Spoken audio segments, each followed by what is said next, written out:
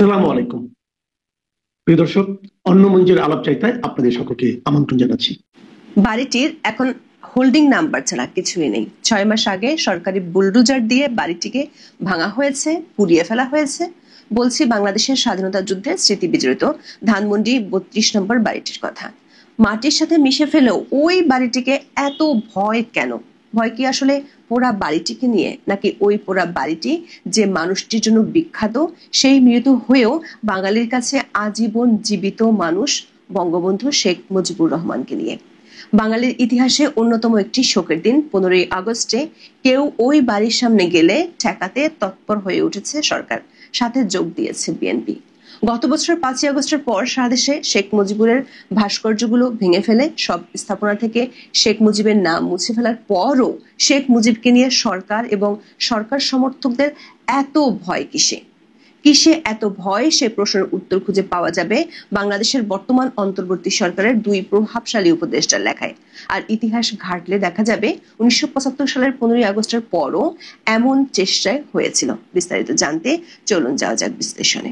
15ই August Bangabandhu Sheikh Mujibur রহমানের 50তম প্রাণ দিবস। 1975 সালের এই দিনে বঙ্গবন্ধুকে সপরিবারে নির্মমভাবে হত্যা করা হয়। রচিত হয় ইতিহাসের এক কলঙ্কিত অধ্যায়। ঘাতকরা শুধু বঙ্গবন্ধুকেই হত্যা করেনি, তাদের হাতে একে একে প্রাণ হারিয়েছেন বঙ্গবন্ধুর সহধর্মিণী বেগম ফজিলাতুন্নেসা মুজিব, বঙ্গবন্ধুর সন্তান শেখ কামাল, শেখ জামাল ও শিশু রাসেল সহ পুত্রবধূ সুলতানা কামাল ও রোজি জামাল। পৃথিবীর এই জঘন্যতম হত্যাকাণ্ড থেকে বাঁচতে পারেননি বঙ্গবন্ধুর অনুজ শেখ নাসের, ভগ্নিপতি আব্দুর রব সেনিয়াবাদ এবং তার ছেলে আরিফ ও সুকান্ত বাবু, মেয়ে বেবি, বঙ্গবন্ধুর ভাগ্নে মুক্তিযুদ্ধের সংগঠক শেখ ফজলুল হক মনি, তার অন্তঃসত্ত্বা স্ত্রী আরজুমনি এবং এবং আব্দুল নাইম খান জিন্টু ও কর্নেল জামিল সহ পরিবারের 16 জন সদস্য ও ঘনিষ্ঠজন।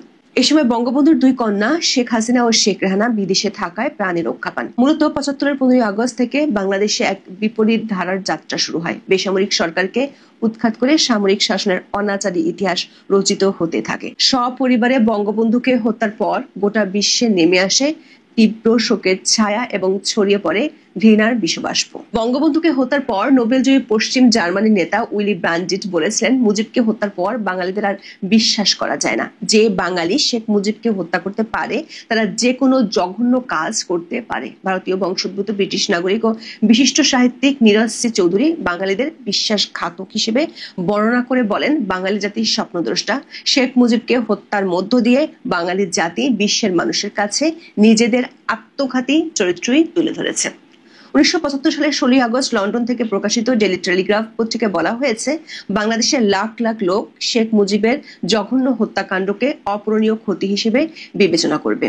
গত বছরের 5ই আগস্ট রাজনৈতিক পট পরিবর্তনের পর হামলা হয় বঙ্গবন্ধুর ধানমন্ডির 32 নম্বর বাড়িটিতে। সারা দেশে একে একে বঙ্গবন্ধু ও স্বাধীনতার স্মৃতি বিজড়িত ভাস্কর্যগুলো ভেঙে ফেলা হয়। গত বছরের 15ই আগস্টে ধানমন্ডির 32 নম্বর বাড়িটিতে যারা শ্রদ্ধা জানাতে গিয়েছিলেন তাদেরকে চরমভাবে নাজেহাল করে হামলা চালায় সরকারি মব বাহিনী। এরপর গত 5ই ফেব্রুয়ারি আগাম ঘোষণা দিয়ে সরকারি বুলডোজার দিয়ে আইন শৃঙ্খলা বাহিনীর চোখের সামনে বাড়িটি ঘুরিয়ে দেওয়া হয়। এই বাড়ি থেকে বাংলাদেশের মুক্তি সংগ্রামের সাথে সম্পর্কিত প্রতিটি আন্দোলনের রূপরেখা তৈরি হয়েছিল। এই বাড়িটি থেকে সব নির্দেশনা দিতেন বঙ্গবন্ধু শেখ মুজিবুর রহমান। বর্তমান অন্তর্বর্তী সরকার আমলে সবচেয়ে বেশি অপদস্থ হয়েছে এদেশের স্বাধীনতা যুদ্ধ, তার ইতিহাস, এমনকি মুক্তিযোদ্ধারা। অধ্যাপক ইউনূসের অন্তর্বর্তী সরকারের মনে হয়তো এক অজানা আশঙ্কা সবসময় কাজ করে, 32 নম্বর বাড়ি হয়তো বাংলাদেশের মানুষের মনে 71-এর স্বাধীনতার চেতনাকে আবার জাগিয়ে তুলবে, যেটি তারা গত 1 বছর ধরে দমন করে রাখতে চেয়েছেন। ধানমন্ডির 32 নম্বর বাড়িটির এখন হোল্ডিং নাম্বারটা ছাড়া কিছুই নেই। বছর ঘুরে 15ই আগস্ট আসতে না আসতেই সরকারের মনে সেই 32 নম্বর নিয়ে শঙ্কা জাগলো। সরকার প্রেস সেক্রেটারি নব্য ফেসিবাদী বয়ান দিলেন, কেউ 32 নম্বরে যেতে পারবে না। এরই মধ্যে আওয়ামী লীগ সমর্থিত একটি অনলাইন গ্রুপ থেকে ঘোষণা আসলো, ফানুস উড়াবে তারা। সরকার এক অনলাইন ঘোষণায় ভয় পেয়ে গেল। ডিএমপি জারি করলো ফানুস উড়ানোর নিষেধাজ্ঞা। তবে সরকার ভয়কেও ছাড়িয়ে গেছে বিএনপির কর্মকাণ্ড।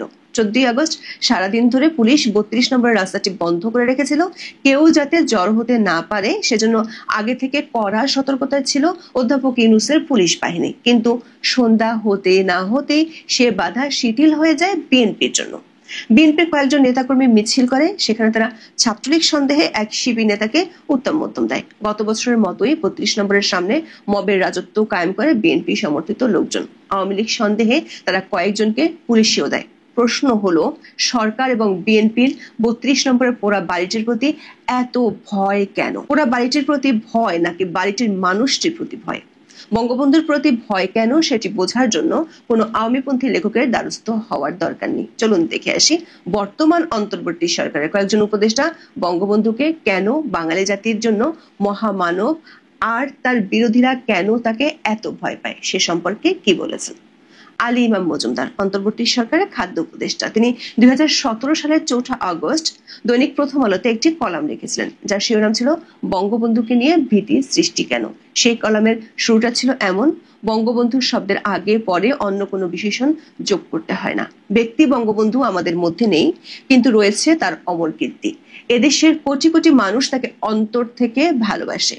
বাংলাদেশ রাষ্ট্রের অভ্যুত্থানের পেছনে 30 লাখ শহীদের রক্ত এবং কয়েক কোটি মানুষের নানা ধরনের ত্যাগ রয়েছে।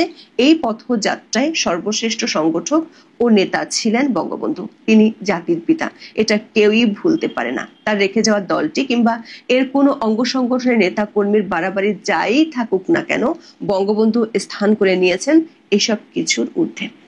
বঙ্গবন্ধুকে স্মরণ করার ক্ষেত্রে বাংলাদেশের মানুষ কতটা আলাদা সেটিও লিখেছিলেন আলী ইমাম মজুমদার। বলেছিলেন, ভারতে মহাত্মা গান্ধীর খুনি নথুরাম গোডসে ফাঁসি হওয়ার দিনটিকে একটি প্রভাবশালী সংগঠন শহীদ দিবস হিসেবে পালন করে, কিন্তু বাংলাদেশে বঙ্গবন্ধুর অবস্থান দলমত, জাতি, ধর্ম ও শ্রেণী বিভাজনের ঊর্ধ্বে। এটাকে আড়াল করার প্রচেষ্টা চলেছিল দীর্ঘ 21 বছর, কিন্তু দেয়াল ভেঙে মহাপরাক্রমে জাতির জীবনে প্রতিষ্ঠিত হয়েছে অশরীরী বঙ্গবন্ধু। মানুষ তাকে আপন ভাবে সম্মান করে ও ভালোবাসে, কিন্তু ভয় পায় না। তবে আলী ইমাম মজুমদারকে কয়েকশো গুণ ছাড়িয়ে গিয়েছিলেন আইন উপদেষ্টা অধ্যাপক আসিফ নজরুল। 2020 সালের 17 মার্চ বঙ্গবন্ধুর জন্মদিনে আসিফ নজরুল বঙ্গবন্ধুকে নিয়ে অনবদ্য কবিতাই রচনা করেছিলেন, শেয়ার দিয়েছিলেন ফেসবুকে। লিখেছিলেন, প্রিয় বঙ্গবন্ধু, আমার ভালোবাসা নিন, আমি আপনাকে ভালোবাসি। দর্শক, আপনার হয়তো নিজের কানকেও অবিশ্বাস্য মনে হতে পারে, আসিফ নজরুল সত্যিই বলেছিলেন তিনি বঙ্গবন্ধুকে ভালোবাসেন। তিনি আরো লিখেছিলেন, বঙ্গবন্ধু, আপনাকে ভালোবাসতে হলে আওয়ামী লীগ হওয়ার প্রয়োজন নেই লোভী হওয়ার কিংবা ভীতু হওয়ার, একচোখা বা মন গড়া ইতিহাস গড়ার। তাহলে কি লাগে বঙ্গবন্ধুকে ভালোবাসতে? সে উত্তরও তিনি দিয়েছিলেন। তার সেই কবিতায় লিখেছিলেন, আপনাকে ভালোবাসতে গেলে লাগে কিছুটা বিবেক, কিছুটা যুক্তিবোধ, নিজের মানচিত্র চেনা আর সামান্য একটু মনুষ্যত্ববোধ। দর্শক, এই প্রশ্ন তো তাহলে আসতেই পারে, 5 ফেব্রুয়ারি যখন ধানমন্ডি 32 নম্বর বাড়িটি সরকারি বুলডোজার দিয়ে ভাঙা হচ্ছিল, তখন আসিফ নজরুলদের মধ্যে মনুষ্যত্ববোধ আর কিছুই বাকি ছিল কিনা? তারা কি তখন সকল যুক্তিবোধ ভুলে গিয়েছিলেন? নিজের বলে দাবি করা বাংলাদেশের মানচিত্রটা কি নিশ্চয়ই তারপর থেকে আর চিনতে পারছেন না। আসিফ নজরুল সেই কবিতায় বঙ্গবন্ধুকে স্মরণ করে লিখেছেন, আপনি তুলনাহীন আত্মত্যাগে, সাহসে আর দেশপ্রেমে, কারণ আপনি না জন্মালে সেদিন স্বাধীন হতো না বাংলাদেশ, আর আমিও আজকে থাকতাম না আমার জায়গায়, আমরা কেউ থাকতাম না আমাদের জায়গায়। আসিফ নজরুলরা উপদেষ্টা হয়েছেন বাংলাদেশ সরকারের। সেই দেশটির জন্মের পিছনে সবচেয়ে বেশি অবদানই বঙ্গবন্ধুর, সেই স্বীকারও করেছিলেন আসিফ নজরুল। দর্শক, আপনার মনে হতে পারে একবার ভুল করে আসিফ নজরুল হয়তো কবিতাটি লিখে ফেলেছিলেন কিনা, তবে তিনি আরো লিখেছিলেন। দৈনিক প্রথম আলোতে 2020 সালের 16 আগস্ট অধ্যাপক আসিফ নজরুলের একটি কলাম ছাপা হয়, যার শিরোনাম ছিল কেন ভালোবাসি বঙ্গবন্ধুকে। বঙ্গবন্ধুর সব অবদানের কথা তিনি ওইখানে তুলে ধরেছিলেন। এমনকি বাংলাদেশ স্বাধীন হওয়ার পর শাসক হিসেবে বঙ্গবন্ধুর যে সমালোচনা, তারও তিনি প্রতিবাদ করেছিলেন সেই লেখায়। লিখেছেন, আমাদের সমস্যা হচ্ছে আমাদের অনেকে বঙ্গবন্ধুকে ঠিকভাবে মূল্যায়ন করতে পারি না। একদল তার মূল্যায়ন করে স্থাবক বা পূজারীর দৃষ্টিকোণ থেকে, আরেক দল প্রবল ক্রোধ নিয়ে। মুক্ত মন নিয়ে দেখলে দেখা যাবে শাসক হিসেবে যেসব ভুল তিনি করেছেন তা খুব অনভিপ্রেত হলেও অস্বাভাবিক ছিল না তখনকার প্রেক্ষাপটে। নেতা হিসেবে যে মুক্তির দুয়ার তিনি খুলে দিয়েছিলেন এদেশের কোটি কোটি মানুষের জন্য, 50 বছরে যে যাত্রাপথের ভিত্তি তিনি গড়ে দিয়েছেন একটি জাতির জন্য, সেজন্য হলেও এমন ভালোবাসার দৃষ্টি আমাদের সবার থাকতে পারে। সবশেষ তিনি লিখেছেন, বঙ্গবন্ধুকে ভালোবাসতে হলে আওয়ামী লীগের সব কর্মকাণ্ড মেনে নিতে হবে, এটিও ভুল ধারণা। বঙ্গবন্ধুকে ভালোবাসতে হলে শুধু একটা জিনিস প্রয়োজন, সেটি হচ্ছে প্রকৃত দেশপ্রেম। এটি থাকলে আর বিবেক বুদ্ধি থাকলে বঙ্গবন্ধুকে আমাদের সবার ভালোবাসা উচিত, তার প্রতি সবার কৃতজ্ঞ থাকা উচিত। অধ্যাপক ইউনূস সরকারের সেই কৃতজ্ঞতা নেই, এমনকি আসিফ নজরুল যেই দলটির প্রতি গুণমুগ্ধ সেই বিএনপিরও নেই। অধ্যাপক আসিফ নজরুলরা রাতারাতি যেভাবে পাল্টে গেছেন, ঠিক একই রকম চিত্র দেখা গিয়েছিল 1975 সালের 15ই আগস্টের পর। বিবিসি বাংলার এক খবরে বলা হয়েছিল, 1975 সালের 15ই আগস্ট বাংলাদেশের প্রতিষ্ঠাতা রাষ্ট্রপতি বঙ্গবন্ধু শেখ মুজিবুর রহমানকে সপরিবারে হত্যার পর দেশের কোনো প্রচার মাধ্যম, এমনকি চলচ্চিত্র তার নাম বা ছবি প্রকাশ হতে দেখা যায়নি। তৎকালীন সরকারি প্রচার মাধ্যমের কর্মকর্তাদের সঙ্গে কথা বলে জানা গেছে, শেখ মুজিবকে হত্যার পর এবং 1996 সালে আওয়ামী লীগের সরকার গঠনের আগ পর্যন্ত যারা ক্ষমতায় ছিলেন তারা নানাভাবে ইতিহাস থেকে তার নাম মুছে ফেলার চেষ্টা করেছে। এখন এ পর্যন্ত সবাই ভালো থাকুন, সুস্থ থাকুন, নিরাপদে থাকুন। দেখা হবে। আসসালামু আলাইকুম প্রিয় দর্শক, ডক্টর মোহাম্মদ ইউনূস সরকারের গত এক বছরে আমরা বিভিন্ন ক্ষেত্রে রেকর্ড স্থাপন করতে দেখছি এবং নিঃসন্দেহে এই রেকর্ডগুলো আমাদের জন্য খুব মঙ্গলজনক নয়। এবং সব ধরনের প্রথা ভেঙে, আমার যদি ভুল না হয়ে থাকে, সব ধরনের প্রথা ভেঙে আমাদের প্রধান বিচারপতি সৈয়দ রিফাত আহমেদের বাসভবনে যে মার্কিন ভারপ্রাপ্ত রাষ্ট্রদূত বৈঠক করলেন, সেটিও সম্ভবত একটি রেকর্ড স্থাপন করা হলো। কেন সে বিষয়ে আসছি, বাংলাদেশে এই মুহূর্তে যে মার্কিন ভারপ্রাপ্ত রাষ্ট্রদূত রয়েছেন ট্রাসি জ্যাকবসন, তিনি গত কয়েকদিন ধরে যে হঠাৎ করে তার তৎপরতা বাংলাদেশের রাজনীতিতে শুরু করে দিলেন, এটি চোখে পড়ার মতন। এবং তারই ধারাবাহিকতায় আমাদের প্রধান বিচারপতির সঙ্গে তিনি বৈঠক করলেন। প্রধান বিচারপতির সঙ্গে ডিপ্লোম্যাটরা দেখা করতেই পারেন, এর আগে অন্যান্য প্রধান বিচারপতির সঙ্গেও বিভিন্ন রাষ্ট্রের বাংলাদেশে নিযুক্ত রাষ্ট্রদূতরা তারা বৈঠক করেছেন, কিন্তু কোথায় করেছেন? প্রধান বিচারপতির কার্যালয়ে, সুপ্রিম কোর্টে, তার চেম্বারে। কিন্তু ট্রাসি জ্যাকবসন তিনি বৈঠক করলেন প্রধান বিচারপতির হিয়ার রোডের বাসভবনে। কেন বাসভবনেই সাক্ষাৎ করতে হলো? আমি আবারও বলি, আমার যদি ভুল না হয়ে থাকে, প্রথাগতভাবে প্রধান বিচারপতির চেম্বারেই সব ধরনের বৈঠক কিংবা সৌজন্য সাক্ষাৎগুলো হয়ে থাকে, অন্তত বিদেশি কূটনীতিকদের ক্ষেত্রে। সেখানে সেই প্রথা ভেঙে কেন তার বাসভবনে এই বৈঠকটি বা সাক্ষাৎ অনুষ্ঠানটি অনুষ্ঠিত হলো? অনেক বড় প্রশ্ন। এবং আরও সন্দেহজনক ট্রাসি জ্যাকবসনের ক্ষেত্রে, যে তিনি গত 3 মাসের মধ্যে দ্বিতীয়বারের মতো আমাদের প্রধান বিচারপতির সঙ্গে সাক্ষাৎ করলেন। সুপ্রিম কোর্টের গণসংযোগ কর্মকর্তা তিনি একটি বিজ্ঞপ্তি দিয়েছেন, তাতে কি বলা হচ্ছে যে তারা দ্বিপক্ষীয় বিচারিক সহযোগিতা, মানবাধিকার সংরক্ষণ এবং আইনের শাসন সংক্রান্ত বিষয়গুলি নিয়ে বিস্তারিত আলোচনা করেছেন। বৈঠকটি চলেছে, আমরা যতদূর জানি, প্রায় 30 মিনিট। এই 30 মিনিটে নিশ্চয়ই অনেক কথা হয়েছে এবং যেটি স্পষ্ট, 2024 সালের 7 জানুয়ারির আগ পর্যন্ত তৎকালীন বিরোধী দলগুলোর সঙ্গে একের পর এক কিংবা গভীর রাতে যে একের পর এক বিতর্কিত বৈঠকগুলো করে যাচ্ছিলেন তৎকালীন মার্কিন রাষ্ট্রদূত পিটার ডি হাস, তার সেই ভূমিকায় এখন ট্রাসি জ্যাকবসন। আমরা দেখলাম যে এনসিপি নেতাদের সঙ্গে ট্রাসি জ্যাকবসন বৈঠক করলেন, জামাতের সঙ্গে তো বৈঠক করেছেনই, এবং এনসিপির পর জাতীয় ঐকমত্য কমিশনের vice chairman doctor Ali Riaz এবং প্রধান উপদেষ্টার বিশেষ সহকারী মনির হায়দার, তারাও সাক্ষাৎ করলেন।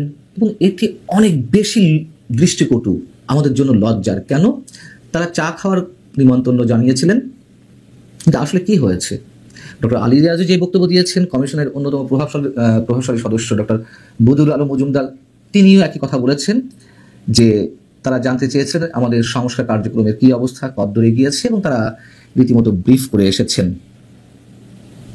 এর আগে লন্ডনে ট্রাসি জ্যাকবসন দেখা করলেন বিএনপির ভারপ্রাপ্ত চেয়ারম্যান তারেক রহমানের সঙ্গে। এটিও একটি নজির স্থাপন করা হয়েছে। তারেক রহমান তো দীর্ঘদিন, প্রায় 17-18 বছর লন্ডনে রয়েছেন। আর কোনো রাষ্ট্রদূত তো তারেক রহমানের সঙ্গে দেখা করেননি। এখন বলতে পারেন যে তারেক রহমান তো মামলা আসামি ছিল, মাত্র কিছুদিন আগে তিনি সব মামলা থেকে অব্যাহতি পেয়েছেন, যদি একটা মামলা এখন আপিল শুনানি চলছে সুপ্রিম কোর্টে।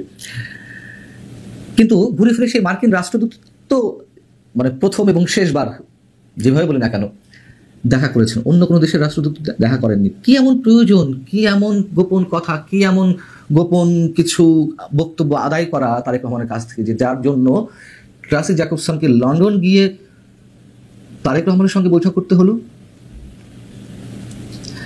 শেখ হাসিনা সরকারের পতনের জন্য যে আন্দোলনটি অনুষ্ঠিত হয়েছিল, মানে সংগঠিত হয়েছিল, সেখানে যুক্তরাষ্ট্রের যেই প্লট নির্মাণ করা ছিল সেটা অনবরত বলা হচ্ছে, অনেকেই বলছেন, আমি অনেকবার বলেছি, এটি নতুন কিছু নয়। সেই যুক্তরাষ্ট্রের এই মুহূর্তে তাদের যে রাজনৈতিক তৎপরতা, কূটনৈতিক তৎপরতার আড়ালে খেয়াল করে দেখুন, বিএনপি গত কিছুদিন আগ পর্যন্ত করিডোর ইস্যুতে, বিদেশিদের হাতে বন্দর তুলে দেওয়ার ইস্যুতে সোচ্চার ছিল এবং তারা স্পষ্ট করে বলেছিলেন কোনো অবস্থাতেই অন্তর্বর্তীকালীন কোনো সরকার এ ধরনের কোনো চুক্তি করতে পারে না, এগুলো যা করার নির্বাচিত সরকার করবে। কিন্তু আমরা দেখলাম যে হঠাৎ করেই একেবারে ইউটার্ন, বিএনপি সেখান থেকে ঘুরে দাঁড়ালো। কি কারণ? চট্টগ্রাম বন্দর দুবাই ভিত্তিক যে প্রতিষ্ঠান ডিপি ওয়ার্ল্ডের কাছে তুলে দেওয়া হচ্ছে, এটি সরকার বারবার বলেছে, গত দুদিন আগেও বলেছে যে খুব শীঘ্রই ডিপি ওয়ার্ল্ডের হাতে বা বিদেশিদের হাতে, তারা তো আর বলে না যে তুলে দেওয়া হবে, তাদেরকে অপারেশনের জন্য নিয়োগ দেওয়া হবে, এই কথাগুলো বলে আসছে। কিন্তু বিএনপি সেখানে একেবারেই মুখে কুলু পেটে আছে। এমনকি বিএনপির যে সহযোগী সংগঠন শ্রমিক দল, তারা তো চট্টগ্রাম বন্দরে আন্দোলনও শুরু করেছিল। কোনো অবস্থাতেই চট্টগ্রাম বন্দর বিদেশিদের হাতে তুলে দেওয়া যাবে না, অপারেশন যা করার, পরিচালনা যা করার তা দেশীয় কোম্পানির মাধ্যমেই করতে হবে। কোথায় গেল সেই আন্দোলন? কেন হঠাৎ করে থেমে গেল? এবং এ কথাও তো ওপেন সিক্রেট যে 13ই জুন লন্ডনে যে বৈঠকটি প্রধান উপদেষ্টা এবং তারেক রহমানের মধ্যে, তারপরে সে বিএনপি যে স্থায়ী কমিটি বৈঠক হয়েছিল, সেই বৈঠকে সিদ্ধান্ত নেওয়া হয়েছিল যে ইউনূস সরকারের বিরুদ্ধে এই মুহূর্তে কিছু বলা হবে না। এমনকি চট্টগ্রাম বন্দর করিডোর ইস্যুতে যে কথাবার্তা বলা হয়েছিল, কিংবা ইশরাক হোসেনের যে আন্দোলন চট্টগ্রাম ঢাকা দক্ষিণ সিটি কর্পোরেশনের মেয়র পদে বসার জন্য, সেগুলো নিয়েও ডাইরেক্ট এই মুহূর্তে বিপরীত কিছু বলা যাবে না, এগুলো আস্তে আস্তে সরে আসতে হবে, এই ধরনের মন্তব্য করা হয়েছিল অন্তত ইশরাক হোসেনের ক্ষেত্রে। অর্থাৎ সরকারকে তলাতে চাইছে না। বিএনপি আসলে কিসের আশায় আছে? এই মুহূর্তে তো দেশের মানুষের ভবিষ্যৎ পথরেখা অঙ্কন করার কথা বিএনপির। বিএনপি কেন এত বিতর্কের মধ্যে জড়িয়ে পড়ছে? এবং বারবার আমি বলে আসছি, বারবার বিএনপি যে বারবার ফাঁদে পা দিচ্ছে এবং চরম ফাঁদে পা দিচ্ছে, যে নির্বাচনের টাইম ফ্রেমটি ঘোষণা করা হয়েছে সেটির উপর নির্ভর করে। দেখুন, নির্বাচন হবে না, আমার মতো আরো অনেকে এখন বলা শুরু করেছেন যে নির্বাচন হবে না, হবে না, এটি চোখ বন্ধ করে বলে দেওয়া যায়, হবে না। নানান কারণের এবং এর পিছনের ব্যাখ্যাগুলো আমি এর আগে বর্ণনা করেছি। কষ্ট হয় বিএনপির জন্য।